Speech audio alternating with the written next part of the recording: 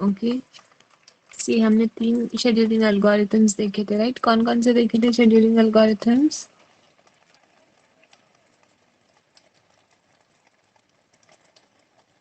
Hello, कौन कौन से शेड्यूलिंग एल्गोरिथम्स देखे थे, बोलो? FCFS, FCS. हेलो, मेरी आवाज आ रही है ना? यस मैम, एफजेफ देखे थे हाँ, एसजेएफ एंड और उसका ये एक और एसआरटीएफ। वर्जन। हाँ, हाँ, एसआरटीएफ देखे थे।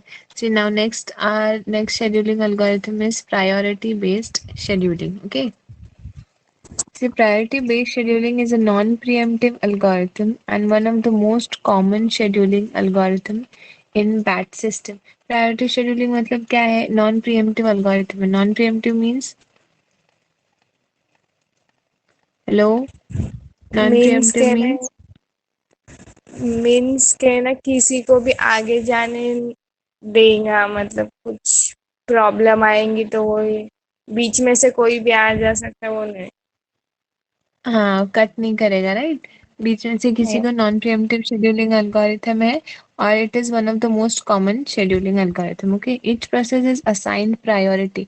यहाँ पे हर प्रोसेस को क्या करते हैं? प्रायोरिटी असाइन करते हैं। जैसे हर शेड्यूलिंग एल्गोरिथम से हमने देखे अराइवल बेसिस पे होता है, शॉर्टेस्ट में जो सबसे कम लेगा, शॉर्टेस्ट में जो सबसे कम टाइम लेता है उसको हम पहले रिसोर्स देते हैं, राइट? वैसे यहाँ पे जो है सारे प्रोसेस के पीछे जो है प्रायोरिटी लगाई जाती है। जिस सबसे हायर प्रायोरिटी है उस प्रोसेस को हम पहले एग्जीक्यूट करेंगे। Okay, process with highest priority is to be executed first and so on.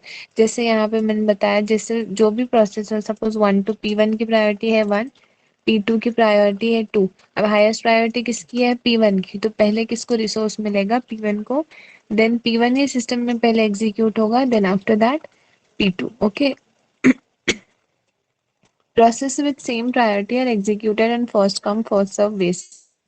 अभी सपोज P1 की भी 1 है, की भी प्रायोरिटी 1 है। अब दोनों में से चेक क्या करेंगे कि दोनों प्रोसेस में से पहले कौन सा प्रोसेस आया रेडी क्यू में, उसके बाद जो भी पहले आएगा उसको पहले हम एग्जीक्यूट करेंगे, अगर दोनों की प्रोसेस की प्रायोरिटी सेम है तो। Priority can be decided based on memory requirements, time requirements और एनी अदर रिसोर्स रिक्वायरमेंट। और प्रोसेस की जो प्रायोरिटी है वो मेमोरी में कितना रिक्वायर है उसको, मेमोरी कितना उसको टाइम रिक्वायर है एग्जीक्यूशन के लिए, ये सारा कुछ देख के हर प्रोसेस को जो है प्रायोरिटी असाइन करते हैं। ओके, तो प्रायोरिटी शेड्यूलिंग क्या है? नॉन नॉन प्रिएम्प्टिव है। देन हर प्रोसेस को यहाँ पे क्या करते हैं? प्रायोरिटी असाइन करते हैं, और जो सबसे ज्यादा हाईएस्ट प्रायोरिटी वाला प्रोसेस रहता है उसको हम पहले एग्जीक्यूट करते हैं। करेक्ट? और अगर दो प्रोसेस की सेम प्रायोरिटी है तो कौन सा शेड्यूलिंग एल्गोरिथम यूज करते हैं? तो फर्स्ट आया वो। हाँ, जो फर्स्ट आएगा उसको पहले रिसोर्स मिलेगा एंड वो पहले एग्जीक्यूट होगा। Okay, now consider the below table of processes with respective CPU burst time. यहाँ पे सीपीयू बर्स्ट टाइम दिया हुआ है एंड हमें यहाँ पे जो है वो प्रायोरिटी दी गई है। Okay, now process we have P1, 4 processes P1, P2, P3 and P4। Okay, and इसका बर्स्ट टाइम दिया हुआ है। बर्स्ट टाइम क्या होता है? जिशान, बर्स्ट टाइम बोलो क्या होता है?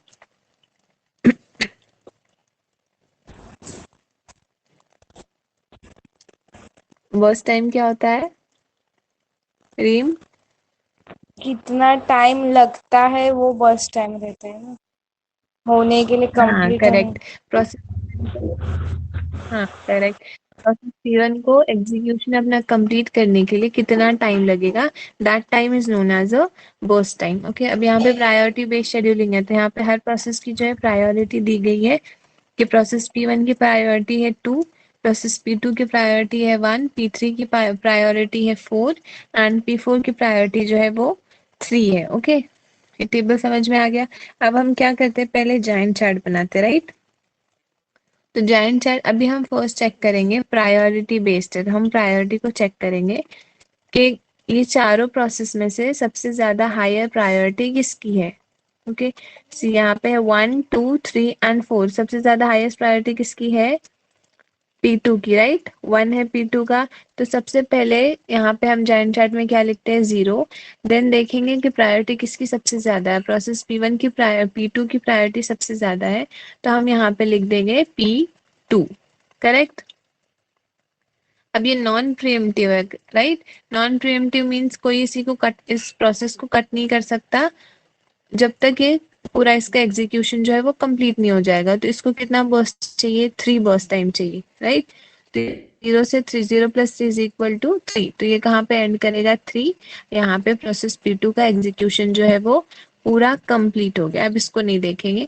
अब P1, P3 एंड P4 ये तीनों में से प्रोसेस में से देखना है सबसे ज्यादा प्रायोरिटी किसकी है। अब 2 है यहाँ पे, 3 है एंड 4 है, सबसे ज्यादा प्रायोरिटी किसकी होगी? 2 P1 ना। मतलब प्रोसेस P1, हाँ करेक्ट, प्रोसेस P1। अब यहाँ पे हम जैन चैट में क्या लिखेंगे? P1। देन उसके बाद हमें क्या देखना है? Burst time. ओके, सो बर्स्ट टाइम कैसे चेक करते हैं? यहाँ पे लिखा हुआ है बर्स्ट टाइम 21 लगेगा P1 को कंप्लीट होने के लिए पूरा एग्जीक्यूशन। तो यहाँ पे P1, देन ये नंबर कहाँ पे आता है? जो भी बर्स्ट टाइम रहेगा 21 प्लस जहां से स्टार्ट हो रहा है दोनों को ऐड करना है। यहाँ पे 3 है, राइट। तो 21 plus 3 is equal to 24, correct. यहाँ का नंबर कैसे लिखते हैं मालूम है ना? हाँ मैम। हाँ, तो यहाँ पे किसी और की आवाज क्यों नहीं आ रही है? जिशान भी था, जिशान कहाँ है? यहाँ पे 3 प्लस 21 को जो है ऐड करना है, so will get the number as 24। अब यहाँ पे भी प्रोसेस P1 का जो एग्जीक्यूशन है वो पूरा कंप्लीट हो गया। Okay, now we have process P3 and P4। Okay, P3 and P4 में से देखना है हाईएस्ट प्रायोरिटी किसकी है। P3 एंड P4 में से हाईएस्ट प्रायोरिटी किसकी है? P4। P4, हाँ P4 की। तो अब यहाँ पे क्या करना है? P4 लिखना है यहाँ पे हमें जॉइंट चैट में, and after that we have to see the burst time. Burst time कितना है P4 का? 2। सो अब कहाँ से ऐड करेंगे? 24 प्लस 2 इज इक्वल 2 टू 26। तो यहाँ पे लिखना है 26, करेक्ट। देन उसके बाद P4 भी एग्जीक्यूशन इसका भी कंप्लीट हो गया। नाउ द लेफ्ट जो भी बचा है वो कौन सा है? P3। तब यहाँ पे क्या लिखेंगे हम? P3, इसकी प्रायोरिटी 4 है, सबसे लास्ट। देन उसके बाद हमें बर्स्ट टाइम देखना है। बर्स्ट टाइम कितना है? P3 का 6 है। हमें ऐड कहाँ से करना है? 26 से। तो 26 प्लस 6 इज इक्वल टू जो आएगा वो 32, राइट। उसके बाद हम एक टेबल बनाते हैं जिसमें क्या क्या होता है? टर्न अराउंड टाइम होता है, देन और क्या होता है? वेटिंग टाइम होता है, एंड और क्या होता है? बोलो, टर्नअराउंड एक टाइम, टेबल जो बर्स्ट बनाते हैं उसके बाद। टाइम, एग्जिट टाइम, हाँ, और Arrival completion time. Time, waiting. Right. कब प्रोसेस कंप्लीट हुआ? प्रोसेस P2 कब कंप्लीट हुआ? 3 पे। प्रोसेस P1 कब कंप्लीट हुआ? P1 कंप्लीट हुआ P1 24 कब पे। कंप्लीट? 24 पे। P4 कब कंप्लीट हुआ? 26। 26 पे। एंड हाँ, एंड P3 कब कंप्लीट हुआ? 32 पे। 30। ऐसे ही आपको टेबल बनाना है। देन हाँ, उसकी average waiting time is equal to 0 + 3 + 24। ये टेबल तुम लोगों का होमवर्क है, अभी हमने 3-4 कर लिए शेड्यूलिंग एल्गोरिथम, तो वो आ गया होगा। 0 + 3 + 24 + 26 डिवाइड बाय 4 प्रोसेस से, इसलिए divide by 4 is equal to ये है एवरेज वेटिंग टाइम। ठीक है, okay. Now next see round robin scheduling algorithm. Okay, round robin is a preemptive algorithm. अब प्रायोरिटी बेस्ड क्या था? नॉन प्रिएम्प्टिव था। राउंड रॉबिन जो है वो है प्रिएम्प्टिव अल्गोरिथम। मींस अगर कोई हायर प्रायोरिटी प्रोसेस आ रहा है, कोई किसी प्रोसेस को इमरजेंसी में जल्दी से एग्जीक्यूट करना है, तो ये क्या करेगा? जो भी सिस्टम में प्रोसेस है उसको स्टॉप कर देगा एंड उस प्रोसेस को एग्जीक्यूशन के लिए रिसोर्सेज दे देगा, राइट। सो राउंड रॉबिन जो है वो प्रिएम्प्टिव algorithm है। The CPU is shifted to the next process after fixed interval of यहाँ पे राउंड इसको कि इतने देर ही वो एग्जीक्यूट होगा सीपीयू में। अगर वो नहीं हो पाया तो उसको उस सीपीयू से निकाल के हम फिर शिफ्ट कर देंगे एंड दूसरे प्रोसेस को टाइम देंगे। अगर सपोज टाइम दिया हुआ है 3 सेकेंड्स, ओके, और 4 प्रोसेसेस है हमारे सिस्टम में, P1, P2, P3, P4, तो P1 जो है वो सिर्फ 3 सेकेंड के लिए एग्जीक्यूट होगा। अगर बचा हुआ है तो फिर से वो पीछे क्यू में लग जाएगा। देन P2 3 सेकेंड के लिए एग्जीक्यूट होगा। अगर उसका फिर भी बचा हुआ है एग्जीक्यूशन तो वो P1 के पीछे फिर से लग जाएगा। फिर उसके बाद P3 एग्जीक्यूट होगा एंड देन P4 एग्जीक्यूट होगा। ऐसे 3 मिली सेकेंड्स के लिए सारे प्रोसेस जो है वो एग्जीक्यूट होंगे। Okay, the CPU shifted to next process after fix interval of time. हर फिक्स इंटरवल टाइम के बाद क्या होगा, सीपीयू जो है वो नेक्स्ट प्रोसेस की तरफ शिफ्ट होगा, which is called time quantum, जिसको क्या बोलते हैं हम, time quantum. Okay, the process that is preemptive is added to the end of the queue. जैसे मैंने बोला, अगर प्रोसेस P1 3 सेकेंड एग्जीक्यूट हुआ, ओके, उसका एग्जीक्यूशन कंप्लीट नहीं हुआ तो कहाँ पे जाएगा, वो एंड में चला जाएगा P4 के पीछे। फिर जब P4 एग्जीक्यूट होगा उसके बाद P1 को चांस मिलेगा। ओके, ऐसे ही 3 सेकेंड्स के लिए एग्जीक्यूट होके वो एंड ऑफ द क्यू में शिफ्ट हो जाएंगे। Round robin is one of the oldest, fairest and easiest algorithm widely use scheduling method in traditional operating system. Round robin क्या है, इजीएस्ट है among all of the algorithms and it is widely used in traditional operating system. Now see, consider this following 3 processes. We have 3 process P1, P2 and P3 and उसका burst time हमें दिया हुआ है। P1 का burst time जो है वो 4 है, P2 का burst time जो है वो 3 है एंड P3 का burst time जो है वो 5 है। burst time means कितने देर में P1 का एग्जीक्यूशन जो है वो कंप्लीट होगा, करेक्ट। अब यहाँ पे सी मैंने जैसे बताया, टाइम स्लाइस दिया हुआ होता है राउंड रॉबिन में कि यहाँ पे टाइम स्लाइस जो दिया हुआ है वो 2 है, मीन्स P1 जो है इसका बर्स्ट टाइम है 4, बट वो एग्जीक्यूट कब तक होगा, सिर्फ 2 तक, उसके बाद वो एंड ऑफ द क्यू चला जाएगा। ठीक है, अब सी एग्जांपल देखो, यहाँ पे टाइम स्लाइस जो है वो 2 दिया हुआ है। ओके, अब ये फर्स्ट स्टार्टिंग से करेंगे। P1 एग्जीक्यूट होगा पहले। ओके, तो यहाँ पे लिख दिया हमने P1, सपोज देखो यहाँ पे ये हो गया P1। ओके, 0 से स्टार्ट हो रहा है। देन उसके बाद इसका बर्स्ट टाइम कितना है, 4 है burst time, but time slice जो दिया हुआ है वो सिर्फ 2, मतलब कब तक एग्जीक्यूट हो सकता है, वो सिर्फ 2 तक एग्जीक्यूट हो सकता है। अब इसका 4 - 2 करें तो कितना और बचा है टाइम, 2 सेकेंड्स और बचे हैं एग्जीक्यूट होने के लिए। अब 2 सेकेंड जो बचे हैं वो इसके बाद एग्जीक्यूट नहीं होगा, जब तीनों प्रोसेसेस एग्जीक्यूट हो गए उसके बाद ये लाइन में लग जाएगा P3 के बाद। ठीक है, अब ये P1 का फर्स्ट एग्जीक्यूशन हो गया, इसका 2 टाइम जो है वो बचा हुआ है, करेक्ट। अभी हेलो, समझ में आ रहा है ना? Yes ma'am. हेलो, हाँ ओके। तो अभी P2 जो है वो एग्जीक्यूशन के लिए जाएगा।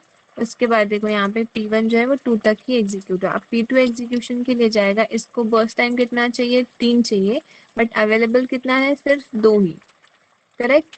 तो P2 जो है वो यहाँ पे एग्जीक्यूशन के लिए उसको एंटर करेंगे। देन उसके बाद वो सिर्फ 2 सेकेंड्स के लिए एंटर सिस्टम में जो है एग्जीक्यूट होगा। अब 3 - 2 अगर किए तो कितने बचेंगे, सिर्फ 2 सेकेंड्स के लिए एग्जीक्यूट हुआ, उसको चाहिए था 3, तो 3 - 2 किए तो बचे 1। अब 1 सेकेंड उसको और एग्जीक्यूट करना है, करेक्ट। तो वो P1 के नीचे चला जाएगा, मतलब P1 के बाद। ओके, यहाँ से शिफ्ट होके एंड में। अब P2 का एग्जीक्यूशन हो गया, देन P3 पे हम जंप करेंगे। P3 को एग्जीक्यूशन टाइम जो चाहिए है वो है 5, बट हो सकता है सिर्फ 2 सेकेंड्स के लिए, तो 5 - 2 करेंगे तो कितना बचेगा, 3 एग्जीक्यूशन टाइम उसका अभी तक 3 सेकेंड्स जो है वो बचे हुए। तो अब P1, P2 एंड P3 यहाँ पे एग्जीक्यूट होगा। और ये ऐड कैसे होगा, 2 से, बिकॉज सिर्फ 2 सेकेंड्स ही वो एग्जीक्यूट हो रहे, राइट। तो 2 4 6, अभी P3 एग्जीक्यूट हो गया। अब P3 फिर से यहाँ पे P2 के नीचे आ गया। अब P3 के बाद कौन सा प्रोसेस है,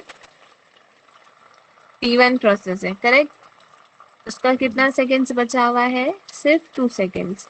तो अब P1 जो है एग्जीक्यूट होगा यहाँ पे एंड 2 सेकेंड एग्जीक्यूट हो गया, तो इसका एग्जीक्यूशन जो है वो पूरा कंप्लीट हो गया, करेक्ट। यहाँ तक हो गया P1। देन उसके बाद यहाँ पे P2 है, P2 का कितना एग्जीक्यूशन टाइम बचा है, सिर्फ 1 चाहिए उसको, बिकॉज ऑलरेडी 3 में से 2 जो है वो एग्जीक्यूट ऑलरेडी कर चुका है, सिर्फ 1 टाइम चाहिए, 1 सेकेंड चाहिए उसको एग्जीक्यूशन के लिए।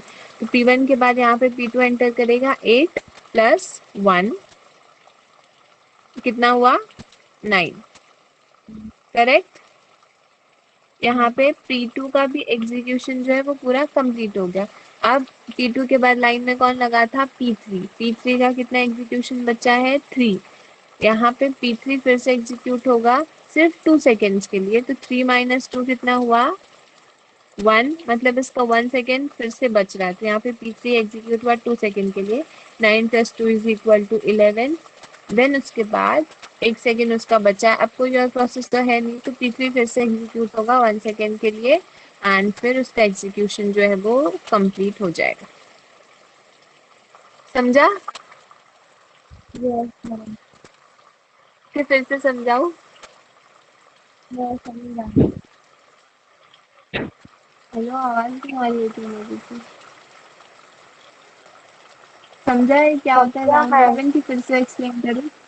समझा ना पक्का? और किसी की आवाज नहीं आ रही? क्योंकि थोड़ा सा ये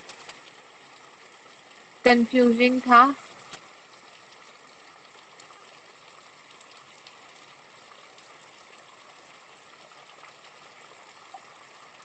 और कौन है,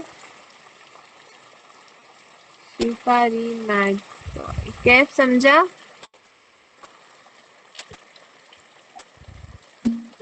कैफ है भी कि नहीं है, कि सिर्फ हाँ हाँ समझा। हेलो?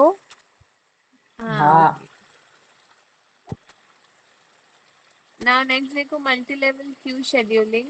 पहले हमने देखे प्रायोरिटी, देन देखा हमने round robin, now next we have is a multi level queue scheduling. Okay, it may happen that processes in the ready queue can be divided into different classes where each class has its own scheduling needs. अब देखो हमारे system में बहुत सारे processes होते हैं, right? अब जो बहुत सारे प्रोसेसेस होते हैं रेडी क्यू में, उनको डिफरेंट डिफरेंट क्लासेस में डिवाइड करके हर एक क्लास को जो है अलग अलग शेड्यूलिंग एल्गोरिथम दे। अभी एक सपोज क्लास है क्लास 1, उसको हमने दे दिया FCFS शेड्यूलिंग। देन दूसरा अगर क्लास है उसको हमने दे दिया राउंड रॉबिन शेड्यूलिंग। ऐसे करके we can divide that according to their scheduling needs. For example, a common division is a foreground process and a background processes. Foreground process को हमने जो है अलग शेड्यूलिंग नीड्स है उसके, तो हमने उसको अलग शेड्यूलिंग एल्गोरिथम्स दे दिए, एंड बैकग्राउंड प्रोसेस जो है उसको अलग से शेड्यूलिंग नीड्स दे दिए। Okay, these two classes have different scheduling needs. For this kind of situation, multi-level queue scheduling is used. अब interactive foreground process मतलब जो normally हम जिससे interact करते हैं वो सारे process, और background जो पीछे होते रहते हैं वो सारे process। अब दोनों process के scheduling needs अलग अलग होते हैं, तो इसके लिए we can divide that into the two different classes, and दोनों को जो है दोनों classes को we can give different scheduling algorithms. Okay, so for that purpose we need a multi-level queue scheduling. See here, ready queue is divided into separate queues for each class of process. अब हमने interactive process देखा था और background process, ये दो process के अलग अलग class बन गए। अब जो execute होने वाले process होते हैं वो कहाँ पे store होते हैं, ready queue में, right? तो यहाँ पे जो है ready queue को हमने divide कर दिया two separate queues में for each class of process. जितने क्लास है प्रोसेस के उतने में हमने उसको डिवाइड कर दिया। For example let us take 3 different types of process, system process, interactive process and batch process. Suppose हमारे पास 3 प्रोसेस है, सिंपली ले लो P1, P2 एंड P3। तो ये सारे प्रोसेस के जो है अलग अलग हमने क्यू बना दिए, एंड अलग अलग एल्गोरिथम्स के थ्रू वो एग्जीक्यूट होंगे। ओके, मल्टी लेवल समझ में आ गया? यहाँ पे अलग अलग प्रोसेस के अलग अलग क्यूज बनते हैं according to that scheduling needs. जो भी उसके शेड्यूलिंग नीड्स होते हैं उसके अकॉर्डिंग उसको एल्गोरिथम प्रोवाइड किए जाते हैं। रेडी क्यू भी जो है उसको सेपरेट करते हैं, ओके, डिवाइड करते हैं